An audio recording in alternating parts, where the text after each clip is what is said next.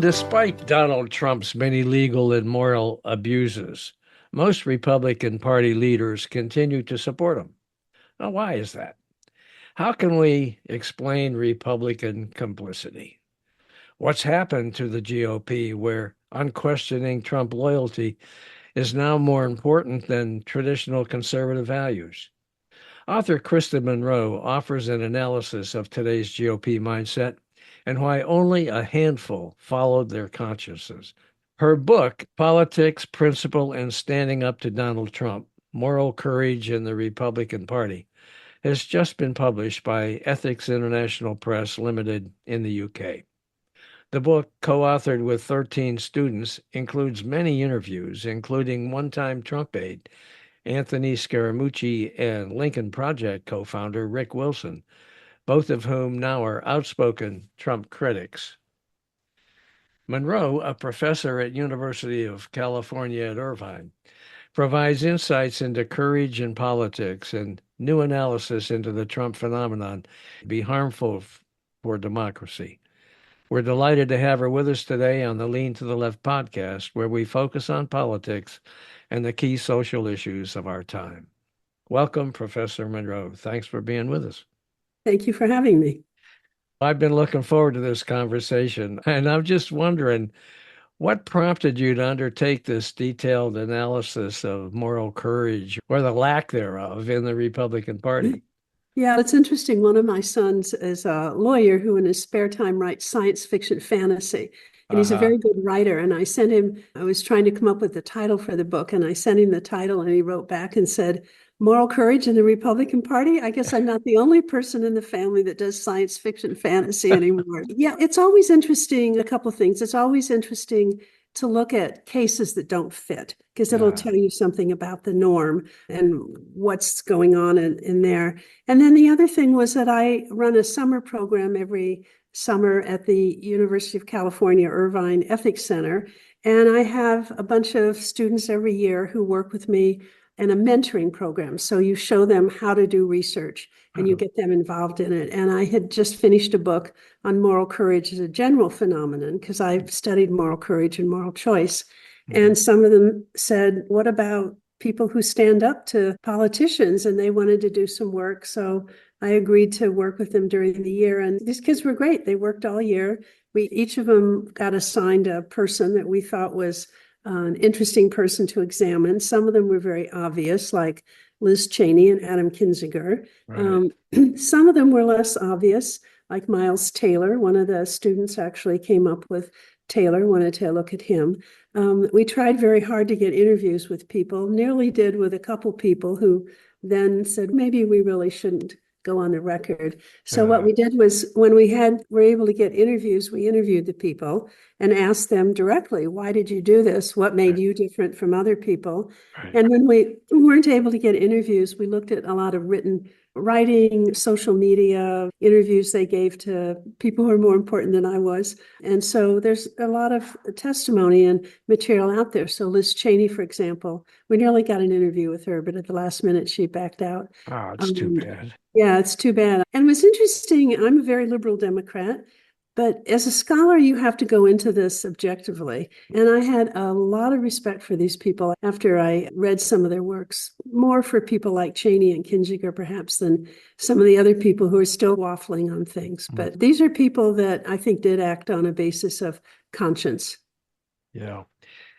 Okay. Numerous leading Republicans who once strongly criticized Donald Trump, people like Lindsey Graham from South Carolina. He called Trump in 2016 a kook, crazy, unfit for office, among other things. Now he's one of Trump's leading supporters. And then, of course, we've got Trump's own VP choice, Senator J.D. Vance of Ohio. He who criticizes childless cat ladies. Vance in 2016, that cracks me up. Childless cat. He's got all the women that have cats pissed off at him. What's he think he's doing?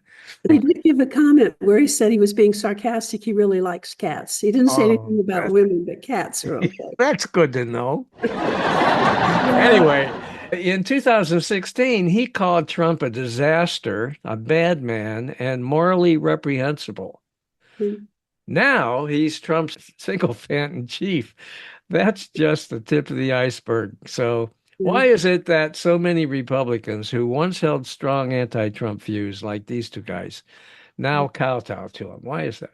I think I haven't studied them particularly, so Yeah. I'm guessing here. Okay. Good Well, we'll way. take your guess. All right. I think it's a combination of things.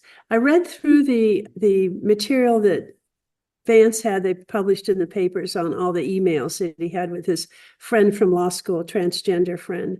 And it was very interesting. I don't know if you read those. I did. Yeah, it's a whole series of emails that were shared back and forth Okay. with a person who I think is now a woman called Sophia, was a man, I think, when Vance first knew them. Okay. And he sounds very liberal in many ways. He talks about how it wasn't George Floyd, it was another black murder, and said, I must be difficult to be a black man in this country. I don't have any idea what it's really, but I know it must be hard. Said things that are very reasonable. And then as it goes on, the friendship kind of ends. And I think a lot of it is political opportunism. I think he just realized he has a comment about Sidley and Austin, which is a big law firm that he took a job with. Didn't really want to work there, but the prestige and the money were so good he couldn't turn it down.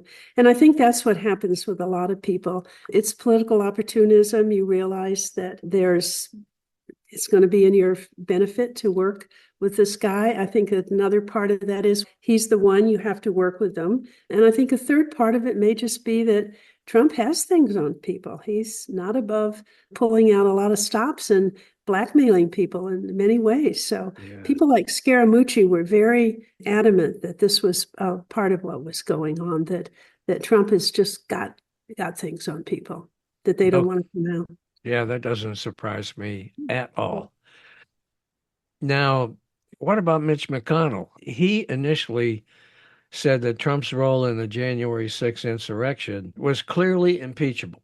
Yeah. So Yeah, but then the big flip, he made sure that the Senate didn't convict Trump right, right. after he was impeached by the House for inciting that attack on the Capitol. Why did he do that? I don't know. Mitch McConnell is probably the most puzzling to me Uh-huh. because at that moment, I think McConnell could have changed things. During the period, I think when it just happens, he said, if this isn't impeachable, I don't know what is. And I think privately he said, I've had it with this guy. Let's get the Democrats, get rid of him. And if he had gone against Trump, I think it would have changed things. I don't understand why McConnell did this because Trump has not gotten along well with McConnell. They've butted heads, and I think Trump likes to be the boss. He doesn't want to have anybody challenge him. McConnell does too. So I don't quite understand what was going on here, Yeah. especially given the way Trump treated McConnell's wife. She was in the cabinet, wasn't treated too well. But Hmm. yeah, that's a mystery to me. Yeah. It surprised me that first it surprised me that McConnell came out and said it was an impeachable offense because I didn't really think he would say that, but he Mhm. did.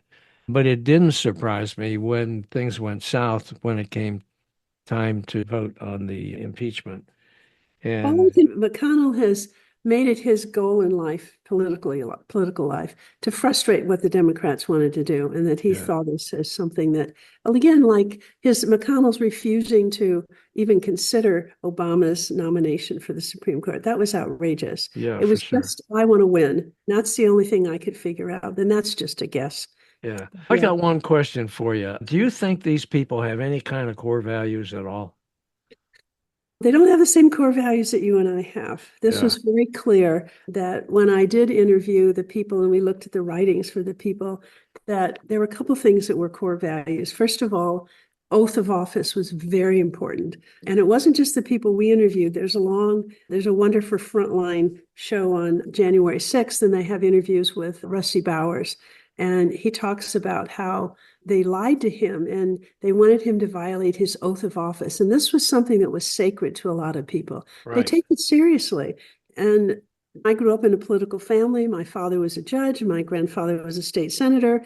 I was always around the courthouse. I knew all these people.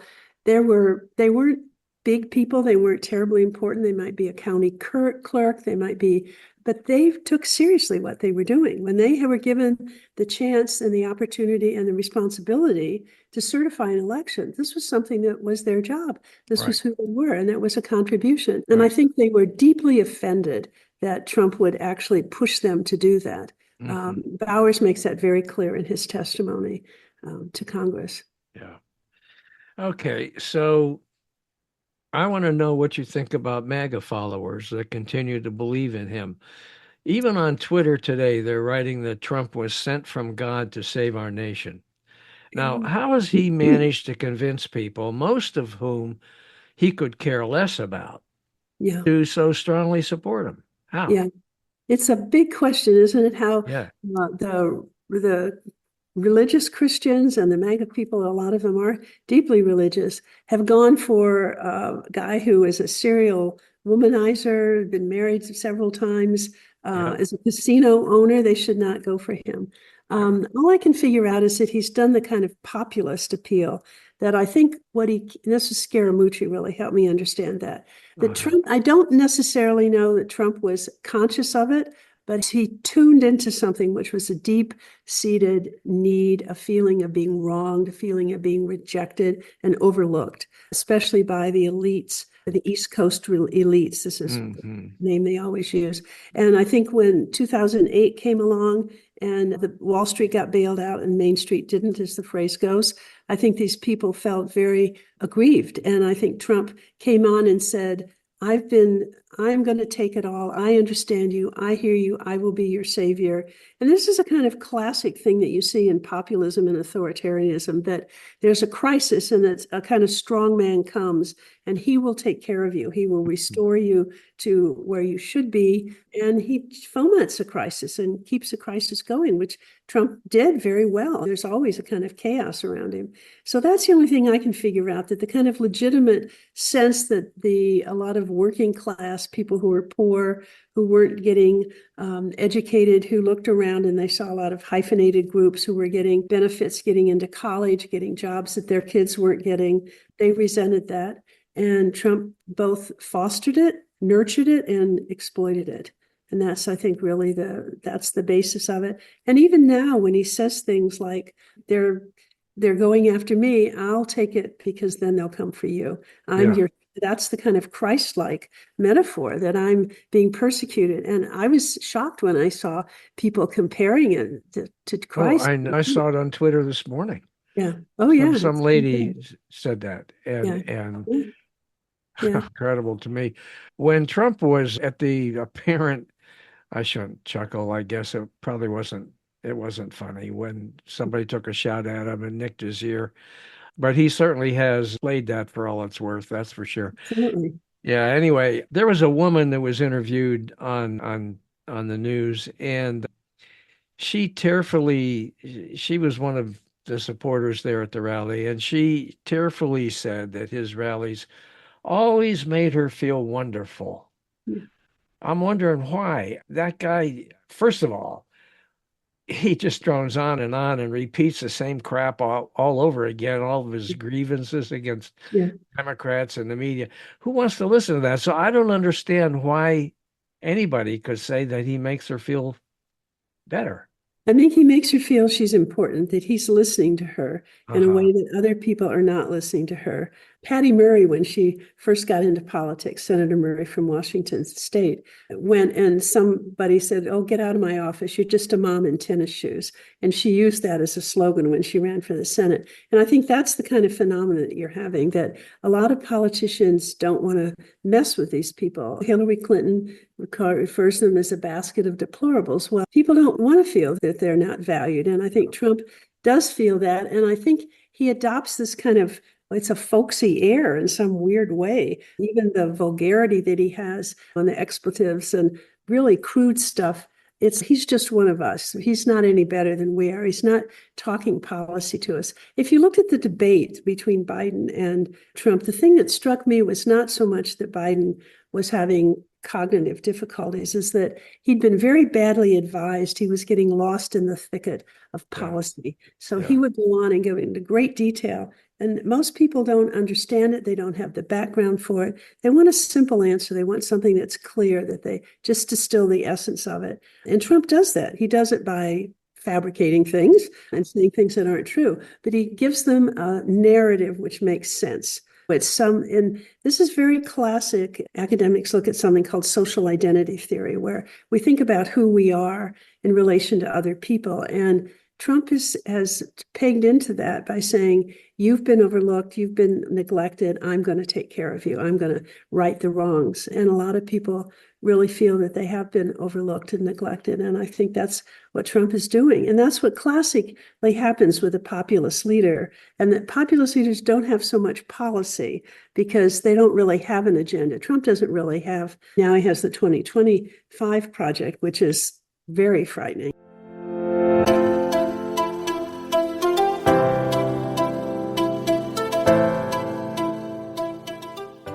The Republican platform mirrors the draconian plans set forth in the Heritage Foundation's Project 2025, which would dramatically increase the president's power well beyond what the founding fathers ever envisioned.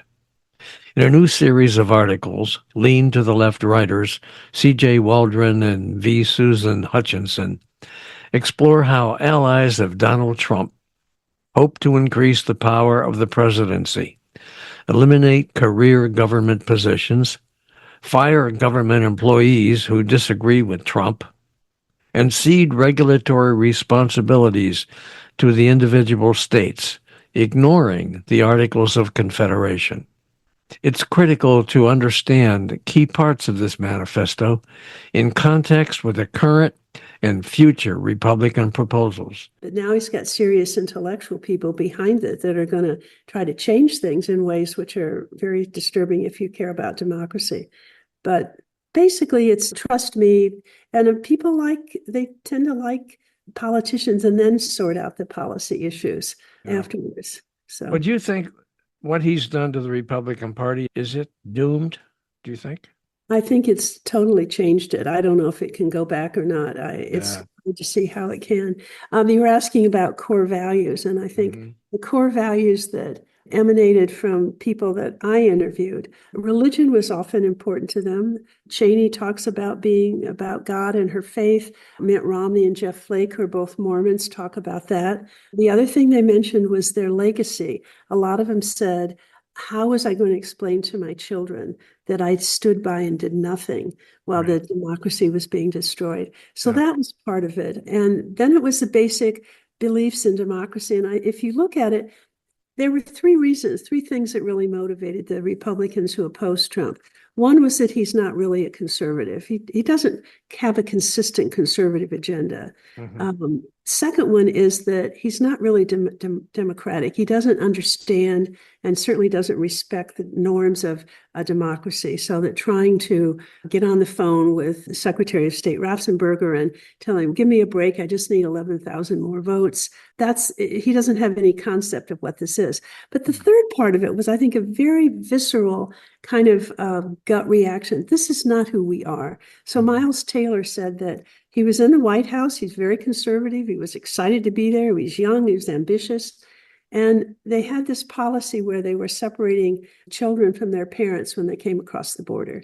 And they were putting the children in cages. And his advisors finally talked him out of doing that. And Taylor said, Trump kept coming back and saying, we've got to do this. We've got to do this. Only a harsh policy will make these people know that we're serious. And Taylor said, I went home and I'm not the kind of person that can be part of an administration that puts children in cages. And this is, I think, a very basic kind of human decency factor. So that was the third factor that I think went on. I gave a talk about the book, and one of the women came up and said, I'm a lifelong Republican, but he lost me at grab him by the pussy. And it's just the crudity of it, the vulgarity, the revenge, the fact that we're supposed to use the Department of Justice to have a military trial with Liz Cheney. It's ridiculous. This isn't something that Americans are used to doing. And I think it offends a basic core set of decency that we have.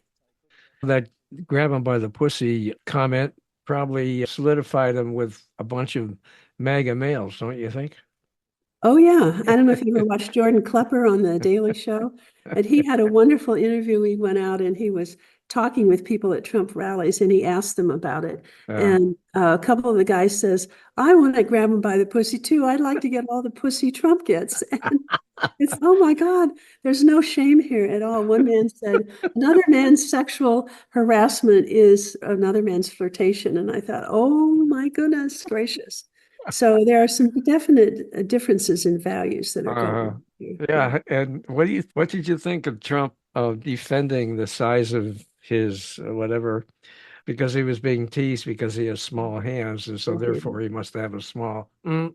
So what do This, you think about that? Wow. this is one thing is make it stop. I don't really want to look at this anymore. We have to listen to this. So I know. And that's a guy that's the president of the United States talking that way. I had what I called my mouth would be flapping. It would be, what did they do? And I was in Berlin for part of 2017, and I didn't watch much American news while I was there. And I got on the plane back and read Uh, the article about Melania going out in to see immigrant uh, children wearing a jacket that says, I really don't care, do you? And I thought, what? Again, where it's, I'm just flabbergasted. It leaves me speechless. I don't know what to say. It's yeah. such a contrast in values. It And you look sounds like that would be hard to happen for you not to know what to say. That's all I got to say about that. I thought the Lincoln Project has done a lot of really interesting ads. One of the Yeah, I ads that have. was the most effective one in 2020 was a woman with a child who was eating pizza.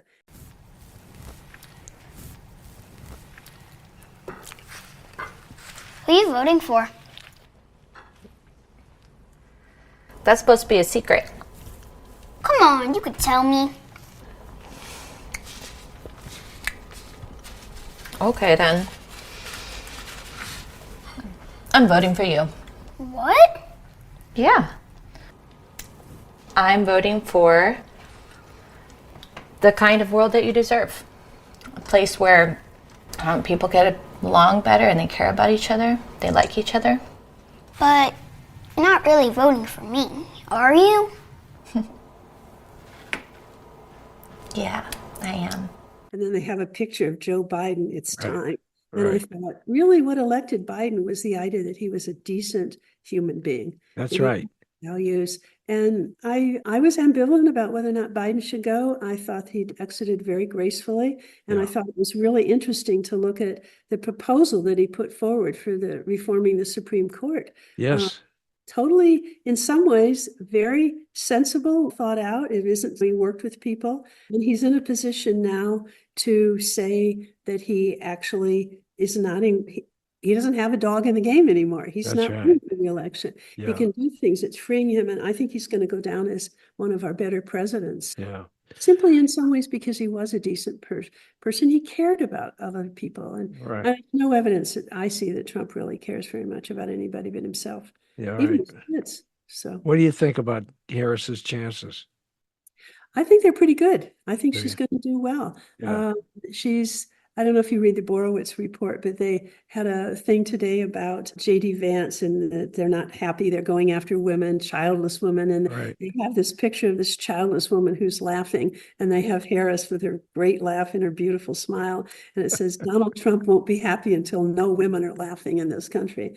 So I think he's managed to galvanize the Harris appointment, I think, has galvanized a lot of very critical communities. I think the Mhm. women is very important. A lot of Mhm. young people are coming out now. Mhm. A lot of people who are not women care about birth control and care about some of the. Can you believe that right now that the Republicans are actually seriously talking about somehow regulating contraception? Yes, it's very interesting. They say they want to get rid of government, but they want them in our bedrooms, and Yeah. they want to know when a woman's having a menstrual cycle. Bizarre. Yeah. Yeah, I remember when Obama came in, I think David Letterman said, he's so good you can't really joke about him. So I'm going to continue to joke about George Bush. And I think Trump was good for the late night comedians, but he was a disaster for the country. Yeah, that's for I hope she sure. does well. I think it's going to be interesting to see who she picks for her VP. I Yeah, think that's they're for sure. It will be. vetting Yeah. him very carefully. And Have you got a favorite? I think, as Pete Buttigieg says, there's so much talent there, any Yeah. one of them that they're talking about. I Really? think Mark Kelly might be a good person because of the border. He's familiar with the immigration question. He lives there. He's an astronaut. Scheer is interesting choice because he's come out and said J.D. Vance says he's from Appalachia. He's not. Hmm. He's really going to Yale Law School is a little hard to present yourself as a poor kid from Appalachia, which he is in some ways. We need to have Pennsylvania. That's a good state to Right. get. I think he's a little old, but Yeah. so I think they're all good choices. Uh-huh. Yeah. Yeah. So Yeah, I like the guy's name just escaped me. You just mentioned the guy from The then, Astronaut, Mark Kelly. Mark Kelly. Kelly, yeah. Yeah, I really I like that background, but I don't like the fact that he'd have to leave the Senate. He's got a governor who's a Democrat who would Yeah, appoint that's a true. Democrat. So I think, He'd appoint a Democrat. yeah, I don't think that's a problem so much. Okay, that's a good point. Yeah. Yeah, yeah. Okay. Um, all right. As you worked on your book, you and your group of students Yeah. that you worked with, you interviewed many Republicans, right? And I've read where you said that some of them are confused about Trump, but still support him. I think the people who are the supporters of Trump there are some people who are very confused. I think it becomes a very basic kind of identity question. If you've been a lifelong Republican, it's hard to vote for a Democrat. And I think these people the prominent ones have taken tremendous risks here.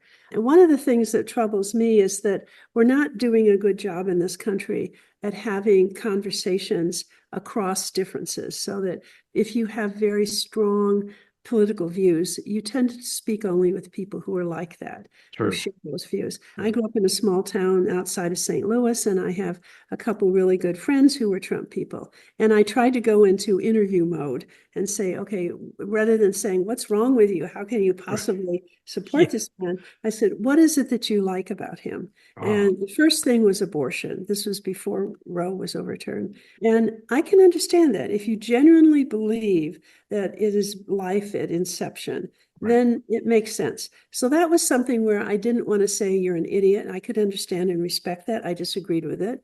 And then the second thing was immigration. And it's interesting to me, I don't think anybody has a really good immigration policy. We came pretty close to one, which Trump torpedoed because he wanted to be able to use it as That's right. a campaign thing. So That's this right. is another example of where he cares less about the country than more about his own political future. And the contrast between him and Biden is so striking. I don't know if you watched Biden's speech. Yeah, I sure did. Yeah. Everybody. It was very gracious, and it was absolutely right. It's time you recognize you care about the country more than you care Yeah. about yourself. And that's what you want in a politician. Yeah. You want somebody that recognizes reality, which Trump doesn't, I don't think, and somebody who cares about someone and something more than themselves. That's one of the things that troubles me about it all. I think the Republicans are issuing a warning to us that it's ours to be lost, and it can be lost. Yeah. People say it can't happen here, but it could happen here. We've had different movements in the past, in the 30s. We had Father Conklin and Huey Long. A lot of people were very extreme, more populist, authoritarian leaders. It could happen again. Yeah. And this is something where I hope people will go out and vote, because it really is about Trump. It's the issue is whether or not you want to have the joke was you can vote for an 81-year-old and then vote again later, or you can vote for a 78-year-old and never have to vote again or never be able to vote again. Yeah. Now, this isn't this situation anymore, but I do think that people need to go out to vote because it's not clear what Trump would do. He said the other day that if people voted for him, then they wouldn't ever have to vote again. And on What the one did that hand, mean? Was he really saying that he was going to end elections and become a dictator for life? I Is think that what more he- likely what he was saying was, I don't really care about any other politicians. Just vote for me, and then that's it. Yeah, Go that's out and probably vote. it. Yeah. I think that's really what he meant. On the Yeah. other hand, there is a subtle interpretation, and sometimes those things are there. And some of the people who are leading the 2025 project are not people who care about democracy. Yeah. And they have very sophisticated plans to change things, getting rid of the Department of Education, getting rid of the DOJ. This is outrageous. That's not democratic. People need to pay attention to what's in Project 2025 They because do. it would just upend our whole democracy. I think it would. Yeah. Yeah. As a side note, I just want to put in a plug. I have a blog site. It's called Lean to the Left .net, and I have two writers who are doing a series of articles that take Project 2025 apart, Good. topic by topic, Good. and explain the impact of Yeah. those topics Yeah. on voters. Yeah. And we're about halfway through the series, That's and important to do. I'm glad you're doing that. yeah. Anyone that would like to see that, just go to leantotheleft.net and you'll find them there. Now, you've written a book on moral courage. You mentioned it a minute ago at the top of the show. It's called When Conscience Calls: Moral Courage in Times of Confusion and Despair. And that's among what? You've written about 20 books together so far, right? Yeah. How did that book influence your decision to write this latest book, Politics, Principle, and Well, Standing I Up got out Front? of it as I was trying to, if you look at moral courage as a concept, which most people don't, I'm a political theorist and an ethicist, so I think about it. We generally define moral courage as doing the right thing. What does that mean? That's a little vague. So I Right. wanted to take a kind of Aristotelian approach and say, if you want to understand something, go out and find what people think of as they call a sheep and see what they all have in common. And Right. so we took people that most of us agreed had demonstrated moral courage, and we did some wonderful interviews with them. Really interesting people, some American, some abroad, really interesting human beings. And we tried to say what it was that made up moral courage. And it's basically behavior that it strikes your core values so deeply. We have core values that basically become who we are, so that you're not somebody who can murder someone when push comes to shove. You're not somebody that can lie or can cheat. It just isn't who you are. And to violate those core values is like a betrayal of yourself. And so most of these people were people that stood up and said, I can't do it. So we had an Indian gentleman who was in the civil service. He'd had a wonderful career, and he felt very strongly that his boss was discriminating against people on the basis of caste. And he said, I'm an Indian civil servant. So I swore allegiance to the Indian Constitution, which says you won't discriminate on people on the basis of caste. And so he sued the Indian government, and he actually won. And he thought that he was probably ruining his career. The person who did the interview with him was his granddaughter. Yeah. And she said, what did you think about it? You were going to lose your job. How are you going to support mommy and auntie? And he said, being a parent is about more than just putting food on the table. Being a parent is showing you what it means to live, to be a human being. And that's what a lot of these people were like. We did an interview with Loretta Lynch, who was the public utility commissioner for California when they had the Exxon crisis, and Gray Davis, who had appointed her and said he would appoint her to the California Supreme Court if she would just not do this investigation. And she said, I took an oath of office. I have to do it.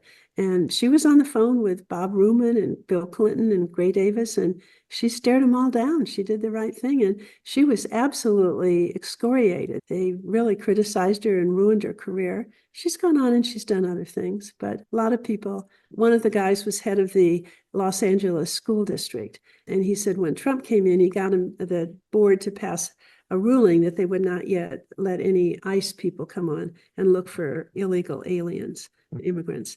And I said, what are you going to do if they come with troops? He said, I don't know. I worry about that at 2 a.m. But he said, I was raised by grandparents who were immigrants. And when I hear Trump criticizing immigrants, I think about my grandparents. And he said, all these immigrants who come here, they just want the American dream. They want what our grandparents wanted, what Trump's ancestors wanted, a better opportunity. So these are people that it's very much who they are as human beings. And it means that they really can't do anything other than stand up and say, no, this is wrong. Even if it's going to hurt me, I have to do it. Yeah. And so it was a wonderful project. And it was interesting for me to work with some of the students on it too. That must be a real thrill for you to do that. I love working with these kids. I bet you do. Yeah, I don't take any pay for it. We just do it during the summer. Sounds good. They don't get any credit. They don't have to pay anything. It's just a great opportunity. We now have, after COVID, we had about 40 students in the project. Wow. 2019, and after COVID, we went online. We now have over 500 kids. Oh, So, my goodness gracious. Wow. Yeah. And Wow, that's they're impressive. from all over the world. So one year I had a couple kids from India and China who got up at 3 a.m. to do the modules. I thought that's really dedication. So Yeah, it is. Yeah. You know what? Mark Kelly must have heard me when I couldn't remember his name because I just got an email from him. Oh, really? You're kidding? Oh, great. It's a fundraising email. Oh, okay. Yeah, It went out. It's in support of Colin Allred, yeah. and who I do support. Absolutely. Yeah. Yeah. But I just thought that was funny because I Yeah. couldn't remember his name. And then right then the email came in. You can Hey, remember his Bob, name. don't you know who I am? Oh, no. Oh, that's great. That's funny. Yeah. All right. Listen, give me your elevator speech on what's at stake in the November election. I think democracy is at stake in the November election. And I think the civic culture of the United States, which is a basically very decent, warming, welcoming culture where we take people in and everybody's equal, the rule of law, fairness. I think these things are at stake. I think if Trump gets in, I think we're going to have these challenges to these very basic ideals that make up who the American population and the country is. Okay. On that note, how can people find your book? Where is it? You can go online at Amazon. It's there. Okay. And yeah, That's good. probably the easiest. Yeah. All right. Listen, I want to thank you so much for being with us on the Lean to the Left podcast. Is there anything else you'd like to add before we sign off? No, my pleasure being here, and I hope people will go out and vote. All right. Thank you. Hey, guys, thanks for watching. I hope you enjoyed this Lean to the Left video and that you found it interesting and informative. Please visit on a regular basis and check out our interviews with guests on topics that focus on progressive politics and the important social issues of our time. Now, our interview shows stream on Mondays with special episodes on Thursdays. And you can check out upcoming shows, guests, and topics at podcast.leantotheleft.net. Subscribe to our audio version there and to our video shows here at YouTube. And follow us on social media. Facebook at Bob Gatty and the Lean to the Left podcast. Now, it's two. Bob Gatty is one Facebook page, and the Lean to the Left podcast is a second Facebook page. Twitter at Lean to the Left 1. Instagram at Lean to the Left 1. TikTok at Lean to the Left. LinkedIn at Bob Gatty. And YouTube at Lean to the Left. Now, I hope you'll support Lean to the Left as well so we can keep things going. Just click on the Donate tab at the top of the leantotheleft.net homepage and contribute by buying me a cup of coffee. That'll really help and would be much, much, much appreciated. Now, this is Bob Gatty signing off for Lean to the Left. Thanks for sharing your time with us.